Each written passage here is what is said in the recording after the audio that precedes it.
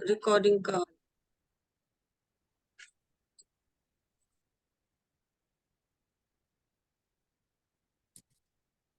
नमस्कार। मैं सुजाता मिश्रा जन मीडिया टीवी से। आज हम आपके सामने एक ऐसी प्रेम और समर्पण को दर्शाती हुई एक ऐसी कहानी आपके सामने लेकर आए हैं जो शायद ही आप लोगों ने सुनी हो। आज की जो ये कहानी है वह मिथिला से ही संबंधित है और इसके जो नायक है और जो नायिका है, हम इसमें देखेंगे कि दोनों का ही जो योगदान है वो पूरे देश के लिए एक ऐसी मिसाल है जिसे हर गृहस्थ जीवन को अपनाना चाहिए। इस इस कहानी में जो भारतवर्ष की जो परंपरा रही है, जो तौर तरीके थे जीने के, वो सब कुछ समर्पित किया हुआ यहाँ पे दिखाई देता है। आज की कहानी है भामती और वाचस्पति मिश्र, जो कि दोनों ही अपने अपने कार्य क्षेत्र में निपुण थे और ऐसा मिसाल मैंने आज तक नहीं देखा था। इवन मुझे ये कहानी भी शशि मैम के द्वारा ही पता चली है।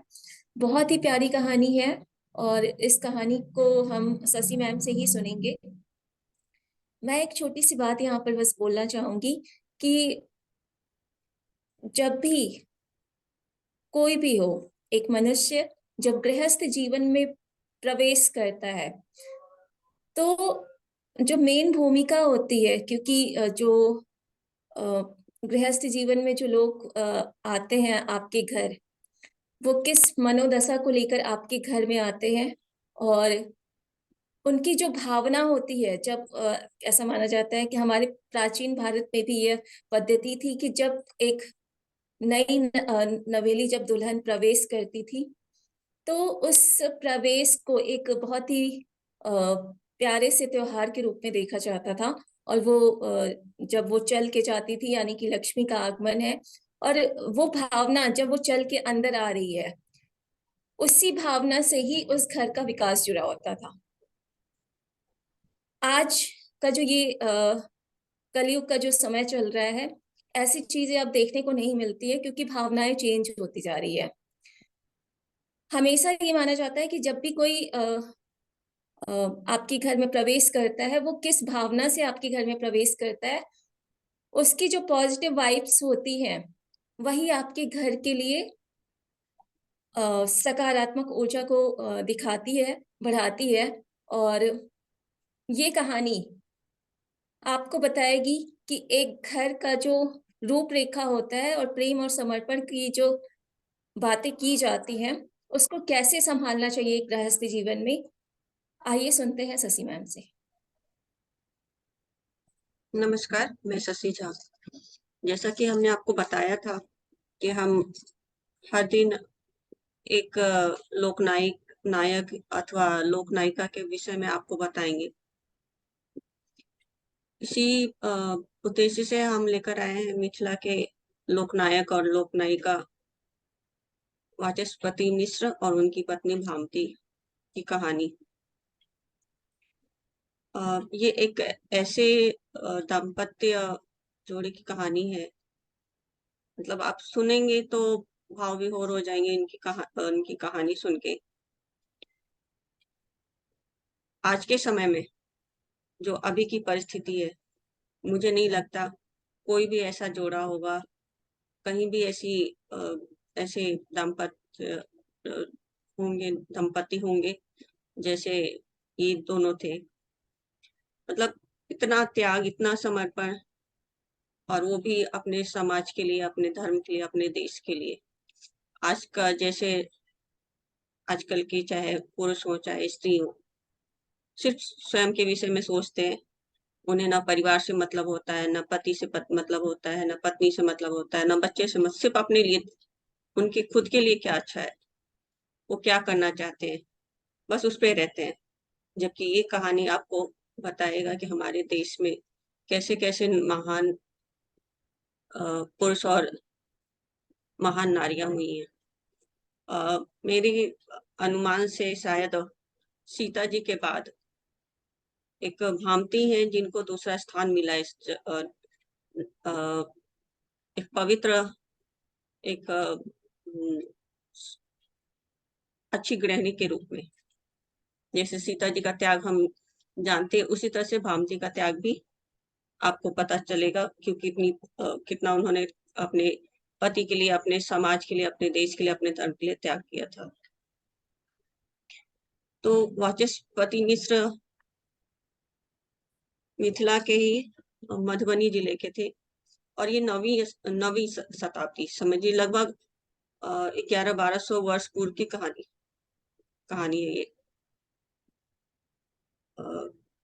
लगभग 1400 वर्ष पूर्व की कहानी है ये। वाचस्पति मिश्र अद्वैतवाद के सिद्धांत पर टीका लिख रहे थे। इनको शंकराचार्य के एक शिष्य ने कहा था कि उस पर टीका लिखने के लिए।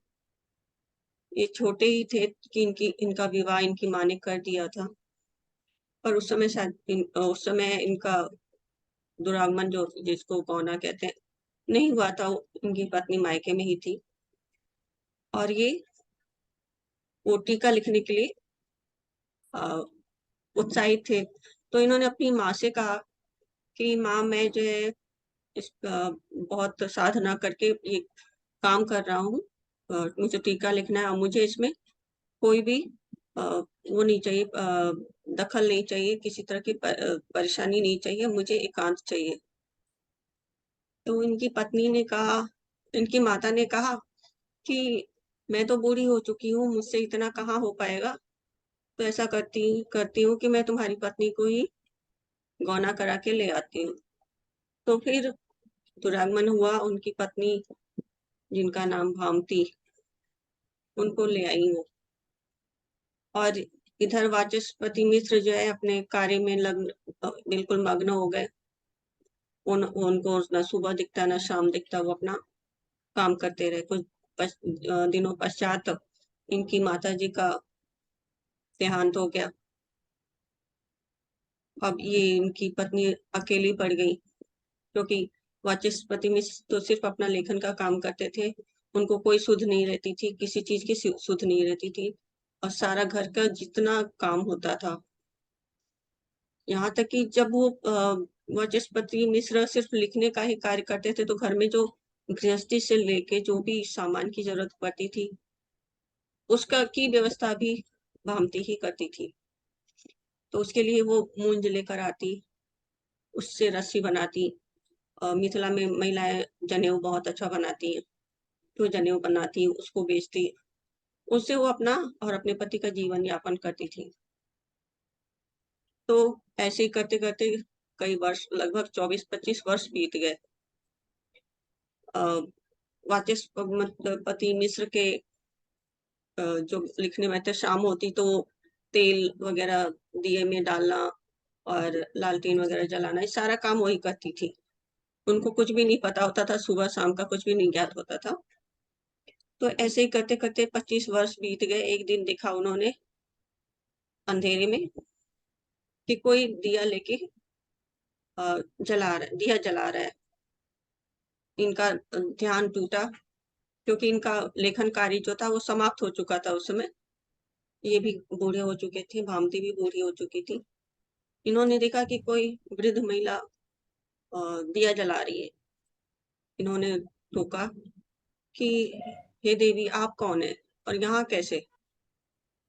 तब भामनी सब कुछ आके बोली, हे देव, मैं आपकी पत्नी भामती हूँ। फिर इन्हें स्मरण आया, अरे मैं तो सच में विवाह किया हुआ था, मुझे तो इतना भी ध्यान नहीं रहा कि इसको पहचान सकूं। वो गए उसके पास, बोले, हे देवी, मुझे क्षमा करना, इतने सालों से आप मेरी इतनी सेवा करती आई, मुझे किसी चीज की कमी नहीं होने दी, और आज मैं आपको पहचान भी नहीं पा रहा हूँ। इतना सुनते ही भामती भी भावुक हो गई, उनके आंखों से आंसू आने लगे, और बोली कि हे देव, आपने मुझे इतनी जगह दी हृदय में, मेरे लिए तो इतना ही बहुत है। अब वाचस्पति मिश्र इस बात को सुन के और भी उन्हें अपने आप में ग्लानि होने लगी कि मैंने गृहस्थ से संबंधित इसे कुछ भी गृहस्थी से संबंधित कुछ भी मैंने इसको सुख नहीं दिया। फिर उन्होंने पूछा भी कि तुम आपने अकेले ऐसे इतना कैसे किया? किसी चीज़ की व्यवस्था मैं नहीं किया आपके लिए। फिर ये कैसे आप करती थी? फिर उन्होंने बताया कि मैं जनेऊ बनाती थी, मूंज से रस्सियाँ बनाती थी और वही बेच के हम दोनों के लिए इतना साधन इकट्ठा हो जाता था कि हम दोनों का काम चल गया। ये सुन के जो है वाचस्पति मिश्र बिल्कुल से आनंदित हो गए। बोले कि भामती मैं आपके लिए तो कुछ नहीं कर पाया, लेकिन मैं आपके त्याग को ऐसे अ, जाया भी नहीं होने दूँगा। मैं चाहूँगा कि आपकी ये त्याग की कहानी जन-जन तक पहुँचे और जो उन्होंने किताब लिखी थी, उस किताब का उन्होंने नाम रखा भामती, अपनी पत्नी के नाम पर। जबकि पत्नी से रिलेटेड उसमें कुछ भी नहीं लिखा उन्होंने। उसमें जो भी लिखा वो अद्वैतवाद का टीका था, धर्म से संबंधित बातें थी उसमें। लेकिन उन्होंने अपनी पत्नी के त्याग को देख के, अपनी पत्नी के नाम से ही उस किताब का नाम भामती रख दिया और इस तरह से उन्होंने अपनी पत्नी को जन-जन तक पहुँचाया। तो आज मैं ये कहना चाहूँगी आजकल जो फेमिनिस्ट हैं, उन्हें लगता है कि उनके साथ बहुत अन्याय होता है, स्त्रियों के साथ बहुत बुरा होता है। पर क्या भामती जैसी महिलाएँ आज इस युग में कोई बन सकती हैं? क्या मिला था उन्हें अपने ससुराल से? कुछ भी तो नहीं, बल्कि उन्होंने ही सब कुछ किया अपने पति के लिए, अपने धर्म के लिए, आज अपने समाज के लिए, अपने देश के लिए। क्या आज हम में से कोई भी ऐसा व्यक्ति, ऐसी स्त्री भामती जैसे बन सकते हैं? ये हमारे लिए न हमें सोचना चाहिए कि आज हम क्या समाज को क्या ऐसा कुछ दे सकते हैं, जैसे उस समय स्त्रियाँ देती थी। तो हमें अपने धर्म, अपने देश, अपने समाज के लिए कुछ तो सोचना चाहिए। कुछ नहीं, कम से कम अपने परिवार को तो देखना ही चाहिए। इसी के साथ मैं अपनी कहानी को विराम देती हूँ। अब आगे सुजाता कुछ बताएँगी।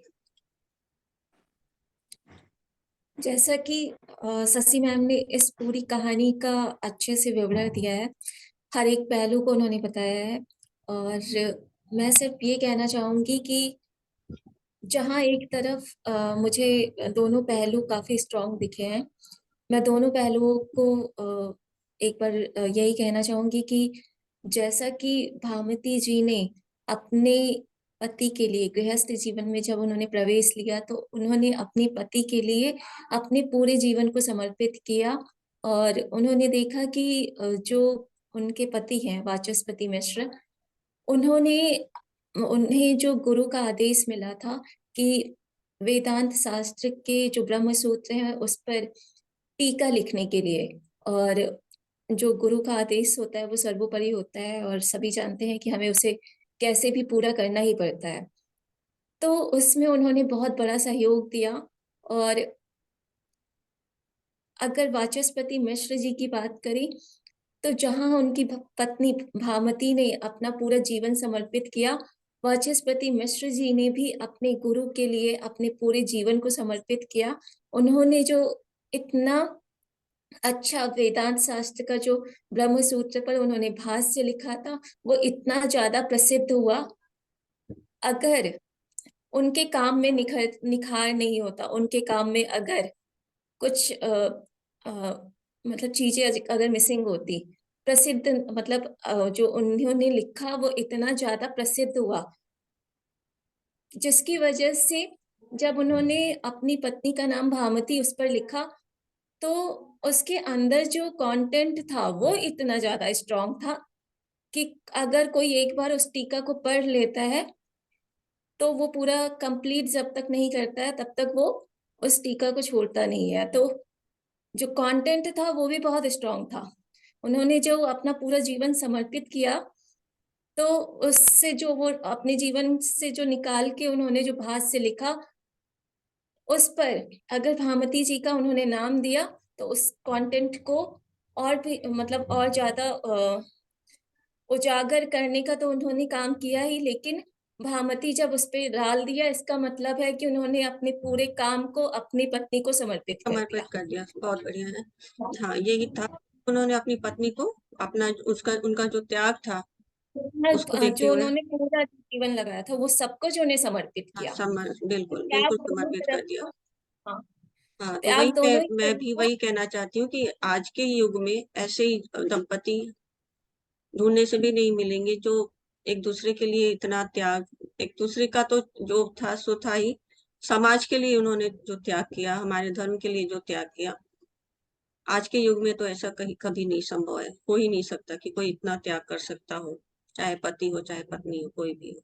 हाँ, और तो ऐसा माना जाता है कि एक छोटी सी घटना है जो मैं बताना चाहूंगी कि वाचस्पति मिश्र मतलब जब वो छोटे थे बचपन में, इतने ज्यादा प्रखर बुद्धि के थे, इतने ज्यादा मतलब तेज थे कि जब उनका विवाह हो रहा था छोटी आयु में, तब उन्होंने विवाह के समय में उनके एक हाथ में वेदांत था, मतलब विवाह चल रहा है और उन्होंने अपने हाथ में वेदांत शास्त्र की किताबें रखी हुई थी। तो हम्म। आप इसी तरह समझ सकते हैं कि एक ऐसा बालक जो शुरू से ही वेदांत शास्त्र का ज्ञाता था और उसे अपने मतलब गुरु का पालन करना था, गुरु की बातों का पालन करना था।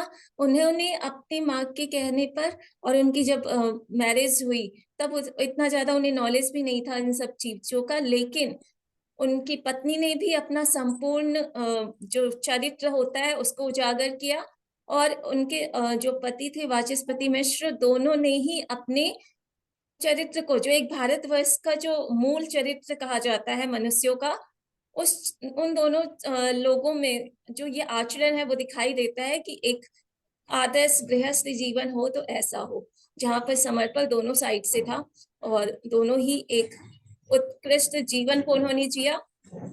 कोई भी व्यसन, कोई भी द्वेष, कोई भी ऐसी चीज उन दोनों में नहीं थी जिसको हम कह सके कि हाँ इन लोगों ने इस चीज को पालन नहीं किया। तो हाँ, वही बहुत ही जैसे भाभी जी ने किया, मतलब पति को आभासी नहीं होने देती थी किसी चीज की कमी का, समय पे खाना देना, समय पे उनके सोने की व्यवस्था करना, समय पे दिया जलाना, मतलब वो कुछ हो उससे पहले सब करके, और ये भी नहीं कि जाके बीच में डिस्टर्ब करना, ऐसा कुछ भी नहीं होता, करके साइड हो जाती थी। ये कि पहले ही उन्होंने कहा था कि मुझे किसी तरह का इसमें डिस्टर्ब नहीं चाहिए, व्यवधान नहीं चाहिए, मैं एकांत में ये काम कर, तो वो उस बात को ध्यान में रखते हुए इन्होंने इतना किया कि उनको आभासी वो भूल ही गई कि वो शादीशुदा भी थे।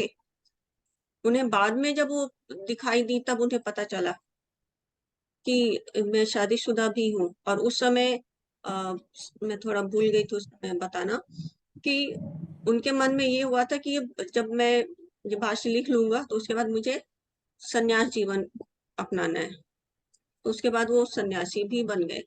और वो उस समय अपनी पत्नी से वही कह रहे थे कि हे देवी, आप मुझे इस समय पे मिली हैं जब मैं सन्यास का प्रण ले चुका हूँ।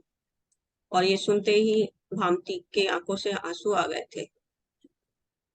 तो ये सोचिए, अगर हम सोचते हैं इस चीज को तो ही एकदम लगता है कि हाँ, कितने पवित्र आत्मा दोनों थे। आज यदि हम इस चैनल के माध्यम से जन जन तक ये कहानी पहुंचा पा रहे हैं, तो ये हमारे लिए भी बहुत अच्छी बात है, खुशी की बात है कि लोग सुने इस कहानी को और जाने कि हमारे भारत भूमि में कैसे कैसे लोग, कैसे कैसे लोक नायिका पैदा हुए। सुजाता। जी। जी, जैसा शशि मैम ने बताया कि जब मतलब उनका जो चल रहा था, लास्ट समय था और उन्होंने संन्यास भी लेने की भी बात उन्हें बता दी थी। तो यहाँ पर मैं ये कहना चाहूंगी कि उन्होंने बताया कि गृहस्थ जीवन सिर्फ वंश वृद्धि के लिए नहीं है। गृहस्थ जीवन एक ऐसा जीवन है जिसमें सिर्फ त्याग और समर्पण और प्रेम ही होना चाहिए। कोई भी ऐसा चीज नहीं माना जाता है कि जो गृहस्थ में जाता है वो वंश वृद्धि के लिए ही है। उन्होंने इस परंपरा को भी हटा दिया बिल्कुल यहाँ से कि गृहस्थ जीवन एक ऐसा जीवन है जिसमें प्रेम, त्याग और समर्पण होना चाहिए। और दोनों ने ही ब्रह्मचर्य का जो पालन किया और दोनों ने ब्रह्मचर्य का पालन करते हुए एक आदर्श जीवन को प्रतिस्थापित किया था। और सभी पूरे भारतवर्ष ही क्या, हर जगह इस तरह के जो विचार है वो हर जगह स्प्रेड होना चाहिए कि लोगों को पता चले कि आखिर गृहस्थ जीवन का मतलब क्या है। लोगों को इसकी जानकारी होनी चाहिए कि गृहस्थ जीवन का मतलब ये होता है कि आपको एक ऐसा आजकल तो अगर गूगल पे आप जाइए तो उसमें गूगल पे लोग सर्च करते हैं कि where is my soulmate, where is my twin flame, where is my कार्मिक।